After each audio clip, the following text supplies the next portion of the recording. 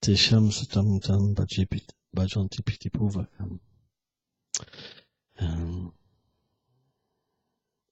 Krishna, il est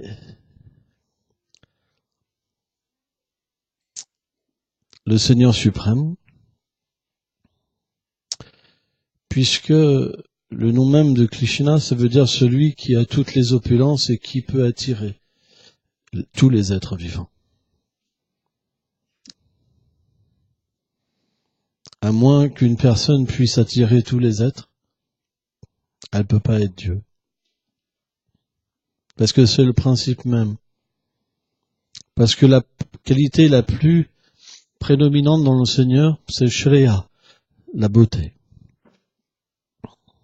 Dans cet âge de Kali, par exemple, il y a beaucoup de gens qui disent qu'ils sont des avatars.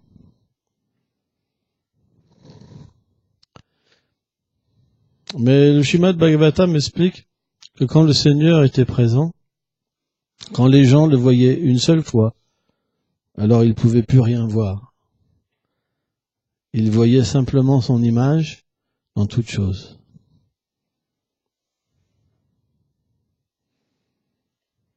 Celui qui a vu les avatars de cet âge, est-ce que quand il les a vus une seule fois, il a pu percevoir autre chose?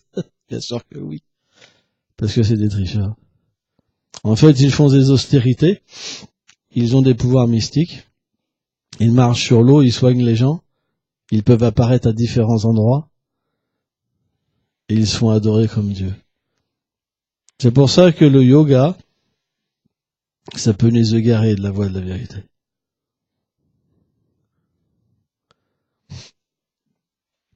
Il faut faire extrêmement attention.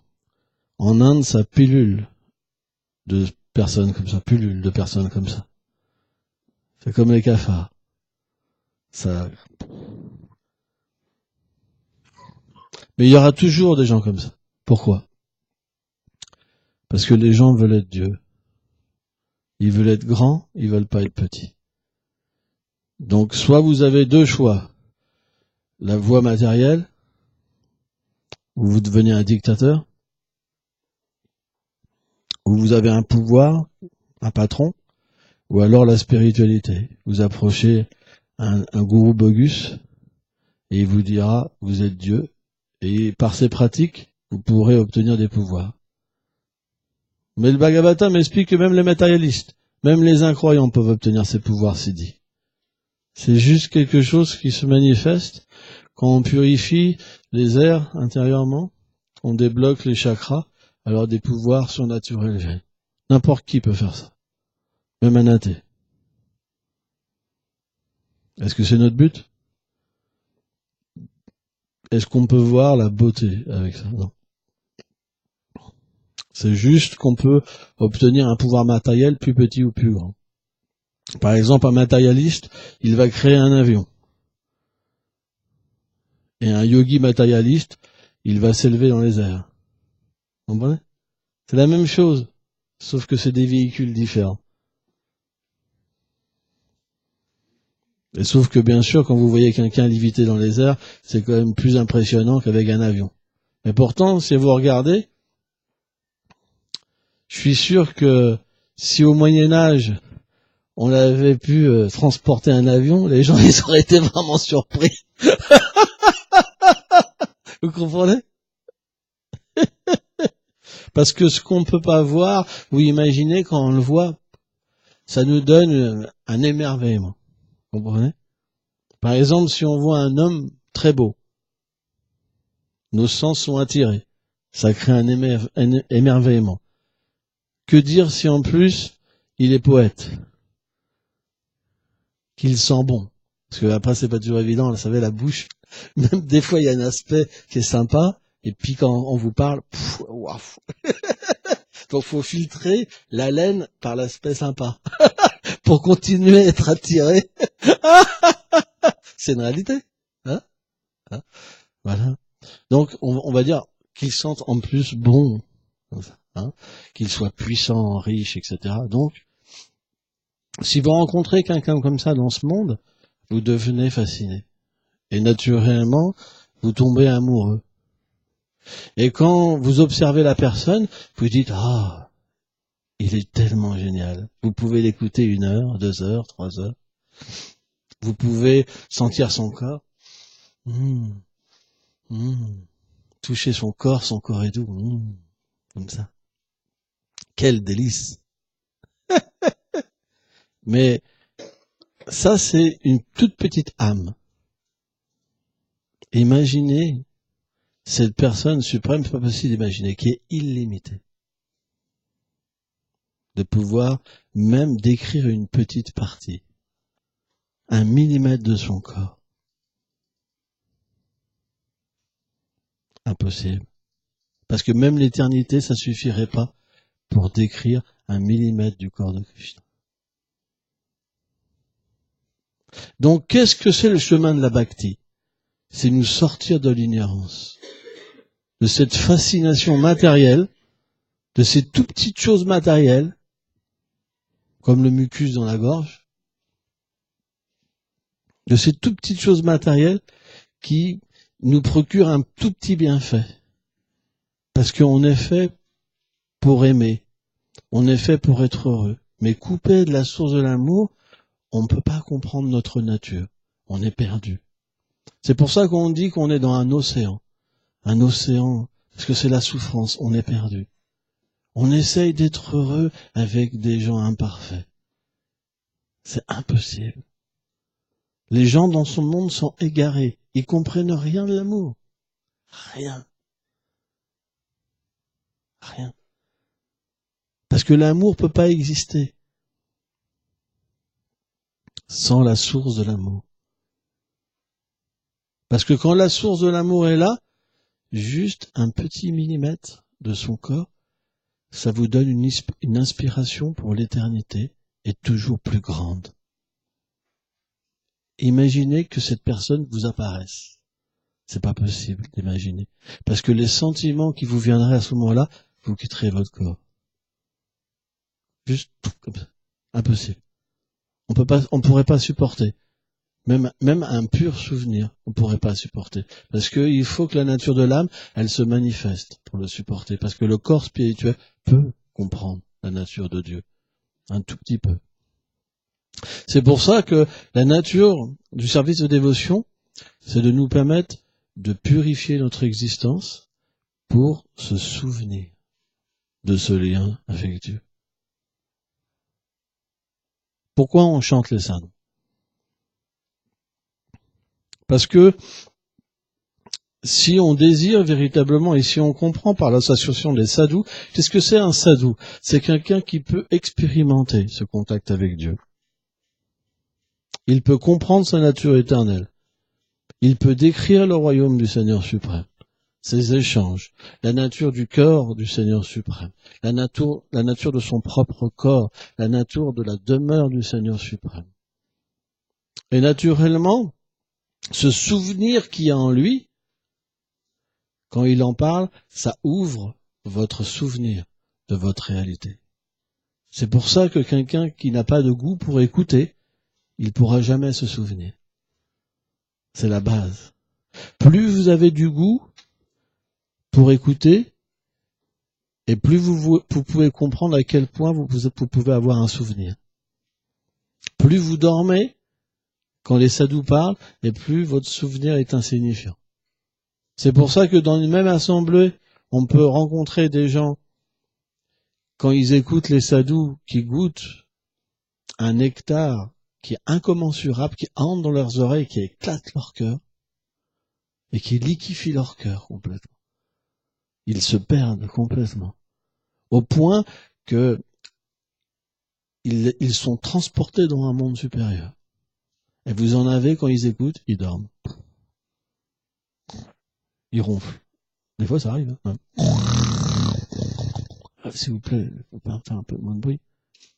Ah, moi, j'ai vu ça des fois. Même en colère, parce qu'on arrêtait de les réveiller. Donc voilà. Et entre celui qui ronfle et celui qui est introduit dans ce monde transcendantal, il y a différents degrés de pureté. Ça dépend de nos vies passées. Et ça dépend du désir qu'on a dans cette vie. Si vous courez après un mari, vous aurez le souvenir de ce monde matériel. Si vous courez après Krishna, vous aurez le souvenir de Krishna. Donc ça, c'est personnel. C'est une expérience intérieure. Vous ne pouvez pas inventer ce que vous n'avez pas. Vous comprenez? Votre attrait, il vient d'une expérience, pas d'une spéculation, pas d'une invention. Une invention, ça peut pas avoir cet effet-là. Vous pourrez inventer ce que vous voulez. Or, Krishna doit être comme ça, faire un beau poème et tout. Ça n'a pas de pouvoir, parce que vous serez toujours attiré par une femme ou par un homme. Vous comprenez? Vous pouvez faire la plus belle poésie. Ça vous enlèvera pas la concupiscence. Par contre, si le souvenir véritable du Seigneur vient, alors la concupiscence sera chassée à jamais. Et l'amour de Dieu sera établi dans le cœur. Et vous pourrez comprendre votre nature éternelle. C'est pour ça que notre premier business, on fait pas de business, quand même. Oh, pardon. Notre premier devoir, c'est de s'associer avec la vérité. Parce que pour se souvenir de la vérité, il faut s'associer avec elle. Mais d'une manière belle et d'une manière pure. C'est pour ça qu'on doit chanter le Saint-Nom. Si vous chantez le Saint-Nom, avec cette compréhension, avec ce désir, il y a un effet. Si vous chantez le Saint-Nom en vous lamentant que vous avez perdu votre mari, alors il n'y a pas d'effet. Vous pourrez chanter, ça n'aura pas d'effet. Parce que la nature du nom du Dieu, et notre nature, elle est le pur amour de Dieu. Pas les biens matériels, pas les désirs matériels, pas les prières matérielles, pas les attentions matérielles. C'est pour ça qu'une des 10 obstacles au chant des Saint-Nom, c'est avoir une conception de moi. Je suis, et c'est à moi. On doit se libérer de toute conception corporelle de l'existence, si on veut chanter et rencontrer Dieu. C'est pas possible sans ça. C'est pour ça qu'il y en a, ils ont aucun goût pour chanter. Aucun goût. Zéro. Pour eux-mêmes, c'est une corvée de chanter. C'est tellement dur. C'est normal. Mais est-ce qu'on doit arrêter de chanter? Si vous arrêtez de chanter, vous regagnerez ce que déjà vous connaissez. Vous n'aurez pas plus. Vous avez déjà l'expérience du monde matériel. Vous n'aurez pas plus. Mais si vous continuez à chanter, en comprenant comment chanter, en comprenant qu'est-ce qu'on obtient quand on chante et quel est le but de la vie, alors vous pourrez progresser et aller plus loin. Et là, quand vous découvrirez cette demeure supérieure, alors vous direz, oula, oulala, qui va pouvoir comprendre ça? Qui va pouvoir comprendre ce plan d'existence? Parce que ce monde-là, c'est l'inverse. Il n'y a pas de bonheur, il n'y a pas d'amour, il n'y a pas de qualité. Les gens vivent comme les animaux, sans conscience, juste manger, dormir, se défendre et s'accoupler. Il meurt, il reprend de naissance, il meurt, il reprend de naissance, il meurt sans fin. Parce qu'ils oublient tout de la nature de l'âme. Donc quelqu'un qui peut avoir cette découverte en lui, il dit « Oh là là, c'est impossible ». Et pourtant, ça lui est arrivé à lui. Et c'est ce qu'il pense. Il dit « Mais c'est impossible ». Mais il réalise une chose. C'est parce qu'il s'est associé avec des sadhus. Et parce qu'il a chanté, à un moment, son cœur s'est purifié. Et il a pu comprendre ce plan d'existence supérieure, le vivre.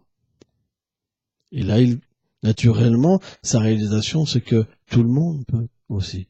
Il suffit de le désirer. Mais qui désire? Véritablement. Qu'est-ce que les gens ont comme désir dans ce monde? Premièrement, le bonheur matériel, la voie du karma. Deuxièmement, ils veulent se libérer des souffrances, la voie du gyan. Et troisièmement, ils veulent des pouvoirs, la voie du yoga. Karma, gyan, yoga. La bhakti, personne ne connaît la bhakti. Parce qu'ils acceptent la dévotion pour avoir des biens matériels. Ils acceptent la dévotion pour se libérer. Ils acceptent la dévotion pour avoir des pouvoirs mystiques. C'est pas la bhakti. C'est simplement parce que comme le Seigneur, il est celui qui donne tout, Bhuktam et Tapasyam, ils sont obligés d'avoir un lien avec lui pour obtenir ce qu'ils veulent. Mais c'est pas de la bhakti. Donc vous pouvez approcher un maître, mais vous ne pourrez pas obtenir la bhakti si facilement, parce qu'il faut qu'il soit qualifié. Pas si facile que ça. Il y a tellement de gourous. Vous obtiendrez un gourou selon votre qualification, selon vos désirs. Or, si vous touchez à la vraie bhakti, que vous rencontrez des purs dévots du Seigneur suprême, et que vous entendez d'eux, naturellement, il y a une qualification qui viendra dans votre cœur.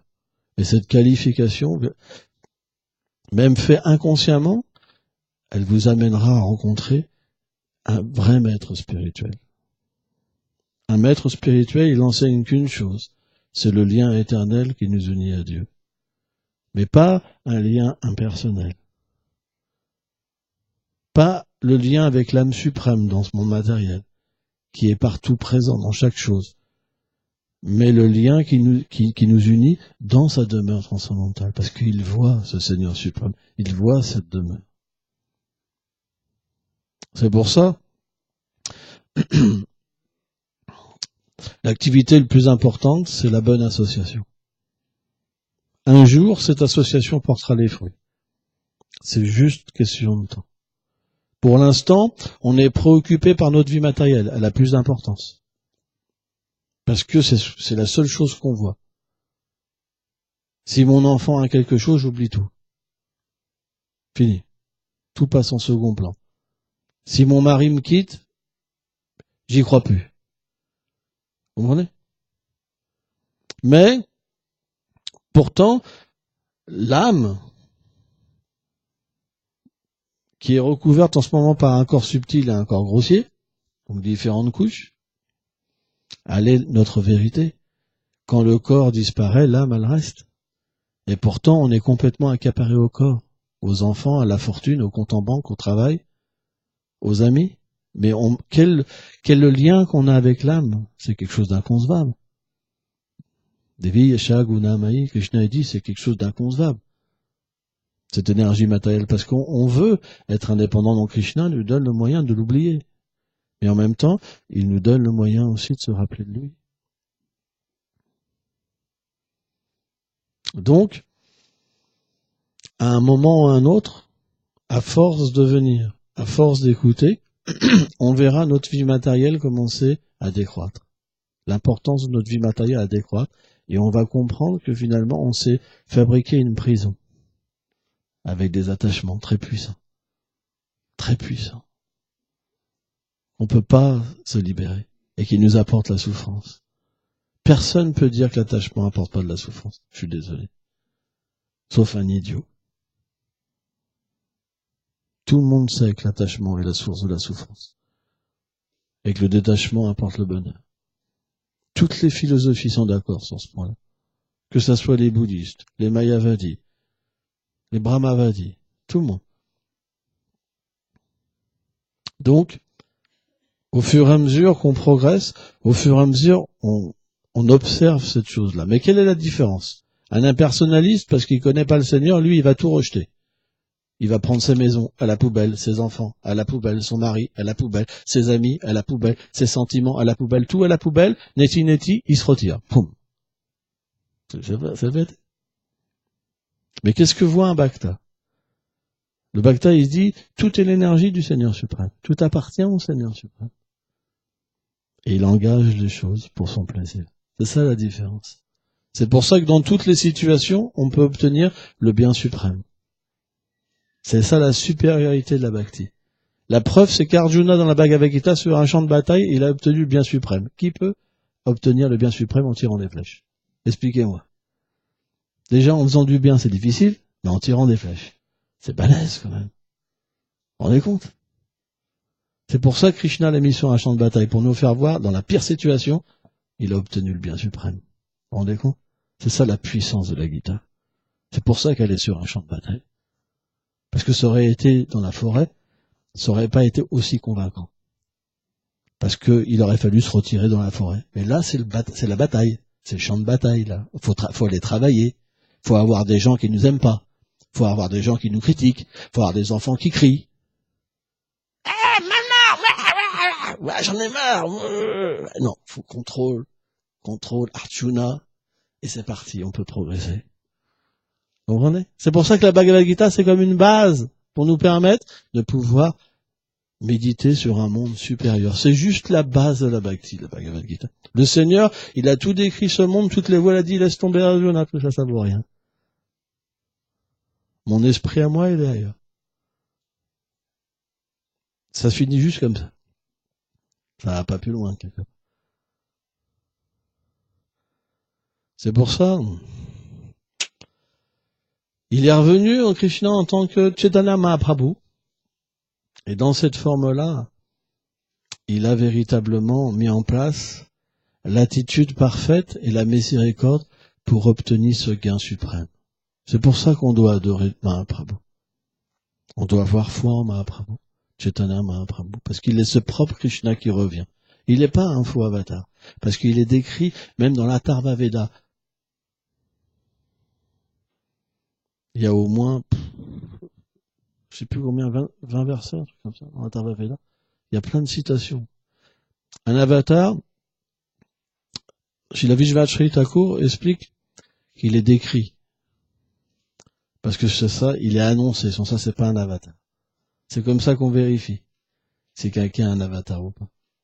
Il y a des descriptions de qui est, de où il va apparaître, etc., de comment il va apparaître. Tout est expliqué, en fait. Mais ouais. Vyasadeva a fait ça pour pas qu'on se fasse tricher.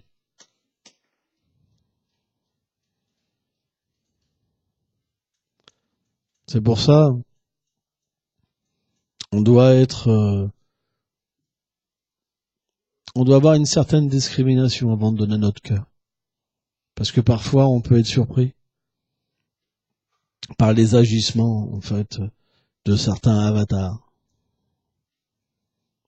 Moi, j'ai entendu parler, alors je dirais pas son nom, il est très célèbre, il a quitté son corps, il avait des millions de personnes qui venaient le voir le jour de son anniversaire, mais il faisait du sexe avec des enfants. C'est un des plus connus, pour les purifier. Donc, on doit avoir quand même une certaine discrimination. Et les gens, parce qu'il avait des pouvoirs, des puissants pouvoirs, il pouvait donner beaucoup d'argent, les gens ils disaient rien parce que finalement eux ils avaient de l'argent, ils recevaient de l'argent de lui, leurs affaires allaient bien, de ceci, de cela, donc tout était caché en fait. Mais les scandales étaient quand même difficiles que ça sorte pas, donc ça sortait quand même. C'est comme ça. Le principe de la réalisation spirituelle, c'est qu'on sort de la vie sexuelle. Parce que Kama Esha Krudaesha, la Jaguna Sambhavam, la vie sexuelle, c'est l'inverse de l'amour de Dieu. Kama, c'est je veux le plaisir pour moi. Prema, l'amour de Dieu, c'est je veux le plaisir pour lui. Krishna dit, Samoham Savabhuteshu Namevishusimatpriya. Il dit, je suis impartial envers personne, je suis partial envers personne. Simplement, celui qui se donne à moi, je me donne à lui. C'est le principe de l'amour. Vous comprenez? C'est pour ça que dans ce monde transcendantal, toutes les relations existent. Mais d'une manière pure. L'amour existe. La sexualité existe, mais inversée. On ne peut pas la comprendre. Parce qu'elle n'est pas basée sur le plaisir. Parce que tout est beau. Tout est merveilleux. Et les êtres, ils ont tellement de qualités qu'ils n'ont pas besoin de vie sexuelle pour être pleinement satisfaits. Vous comprenez? Juste regarder 1 millimètre du corps de Krishna, ça apporte un plaisir d'une manière illimitée. Il n'y a pas besoin de sexualité, vous comprenez? La sexualité, elle est sur un autre plan. Elle est l'amour pur. La romance pure. Le fait de dévoiler son cœur d'une manière pure. Le fait d'être caressé d'une manière pure. Le fait de pleurer d'une manière pure. Tous les sentiments sont là, mais d'une manière merveilleuse. Mais qui peut les comprendre? Juste une personne qui a purifié son cœur et qui a l'avidité pour recevoir ce cadeau dans son cœur. C'est très rare. Pourquoi c'est rare? Les gens, ils ont mal au corps. Ils ont mal à la tête. Ils sont fatigués tout le temps. La vieillesse est là. Le temps. Les occupations. Les devoirs. Les problèmes. La joie. Deuxièmement, il y a toujours quelqu'un pour nous embêter. Un petit moustique l'été, un peu trop de chaleur, de la pluie. Vous comprenez? C'est très difficile d'avoir ce désir et d'avoir ce temps, d'avoir cette miséricorde, de pouvoir ouvrir son cœur et de recevoir la pluie de la miséricorde. Juste avoir le temps. Les gens pratiquent la vie spirituelle, mais ils peuvent même pas être conscients de leur pratique. Ils n'ont pas le temps. Même quand ils sont assis, qu'ils pratiquent, ils sont ailleurs. On appelle ça l'âge de Kali. Un âge si difficile. Et pourtant, il y a une miséricorde illimitée. Parce que le Seigneur, quand les âges sont de plus en plus difficiles, sa miséricorde est de plus en plus douce et facile. C'est pour ça qu'il vient sous la forme du chant. Il suffit de chanter avec un sentiment pur pour tout obtenir. Pour chanter avec un sentiment pur, il faut recevoir une connaissance pure. Donc il faut être relié naturellement avec des personnes qui peuvent nous inspirer à diriger notre vie vers quelque chose de supérieur et graduel. Ça veut dire qu'il faut une qualification. C'est comme un professeur. Il vous prend à votre niveau et graduellement, il va vous permettre de progresser. Parce que s'il vous parle du plus haut niveau, vous partirez en courant. Parce que vous vous direz, mais c'est pas possible, je veux pas ça. Parce que ça va vous paraître mauvais. Mais graduellement, quand vous allez commencer à grandir, vous allez être attiré par un fou, comme un fou, en courant, en tout abandonnant. Parce que par exemple, quelqu'un qui est attaché, si vous lui dites que sa cause de son attachement, c'est pourquoi il ne peut pas rencontrer la vérité absolue. Il va dire, mais c'est horrible cette conception. Parce que moi, ma vie, c'est ceci, c'est cela, j'aime ça, j'aime ceci, vous comprenez? Donc Krishna vient sous une autre forme pour engager cette tendance-là. Et la purifier, ça serait pas possible. Vous comprenez? Donc, le sadhu, il voit ça et dit, lui, il est comme ça, je vais engager sa tendance. Mais parce que sa qualification, elle est très élevée, même un ordre tout petit, ça va amener cette pureté, ce désir. Parce que le Seigneur est aussi dans le cœur de son dévot et dans le cœur du disciple. Et l'instruction de son pur dévot, alors, le Seigneur, même si elle est à un niveau infime, ça veut dire avec des choses reliées juste au niveau de sa vie corporelle, etc., etc. Si le disciple à foi il la suit, il obtient le bénéfice dans son cœur, le même qui vient. C'est juste comme une instruction cachée. Tout est dedans, en fait. Parce que c'est ça, le pouvoir, en fait. Parce que le Seigneur est dans le cœur. Et il réciproque avec les instructions et la qualification de son dévot. C'est pour ça qu'on doit automatiquement avoir une personne qualifiée qui nous suit. Sans ça, on peut pas. On pourra comprendre le plan du Brahman, de l'impersonnalisme. On pourra comprendre le plan de la religiosité que Dieu va pourvoir au pain, par exemple, et qu'on pourra atteindre le paradis, mais on ne pourra pas comprendre le plan de la bhakti. C'est pas possible. Parce que le plan de la bhakti, c'est pas même suffisant de comprendre qu'on est différent du corps. C'est pas suffisant. Même si vous êtes sur l'Atma-Tattva, vous êtes une personne libérée au niveau du corps, c'est pas suffisant. C'est pas encore suffisant. Parce que sur ce plan-là, c'est Shanta. Shanta, c'est juste l'équanimité. Vous pouvez voir Dieu partout, mais dans son aspect de l'âme suprême. C'est encore impersonnel. Mais si vous êtes en relation avec une personne qualifiée, alors Krishna sera attiré par ses propres gloires dans votre cœur et il se manifestera tel qu'il est. C'est pour ça que le pouvoir de la parole des sadhus, c'est la chose la plus puissante. Il faut véritablement avoir foi dedans, au point qu'on adore dans les oreilles ce qui rentre en nous. Et on prie pour qu'elle fasse l'effet, on accompagne dans notre cœur. C'est pourquoi la qualification d'un disciple, elle est juste dans cette compréhension. Que ce qu'il y a dans un pur dévot peut être obtenu par sa compagnie, par ses paroles, par le souvenir de sa personne. Parce que Krishna dit dans l'Adi Purana, celui qui veut directement me servir, il peut pas m'atteindre. Et en plus, je le considère pas vraiment comme mon dévot. Parce qu'il n'a pas la qualification. Comment il pourrait venir dans mon monde à moi? Qu'est-ce qu'on y ferait dans ce monde? C'est un monde où il y a une qualification extrême. Qu'est-ce qu'on y ferait?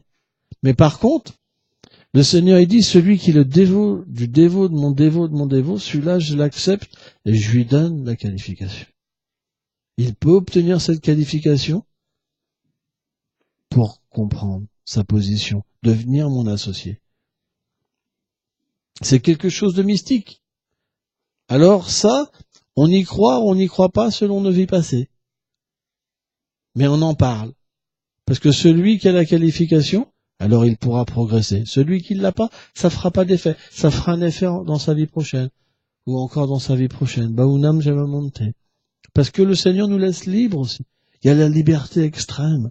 Bien qu'il soit dans notre cœur, il nous accompagne, mais il nous dérangera jamais. Simplement, le jour où on se tournera vers lui, et même Prapadante, en proportion de cette prière et de ce désir sincère, alors il nous reprend. C'est pourquoi notre expérience avec Dieu, c'est selon notre qualification. C'est quoi la qualification? C'est notre désir, tout simplement. Et ce désir-là, c'est quelque chose qui augmente. Quand vous entendez parler de quelque chose, vous avez soit envie de l'obtenir, soit pas envie de l'obtenir. Vous comprenez? Mais l'âme, son expérience dans ce monde, c'est quelque chose qui l'accompagne. Donc ce petit désir grandit, et un jour on devient accompagné d'un désir très puissant et constant. Et là on peut un jour alors être en sympathie, complètement être absorbé dans la réalité.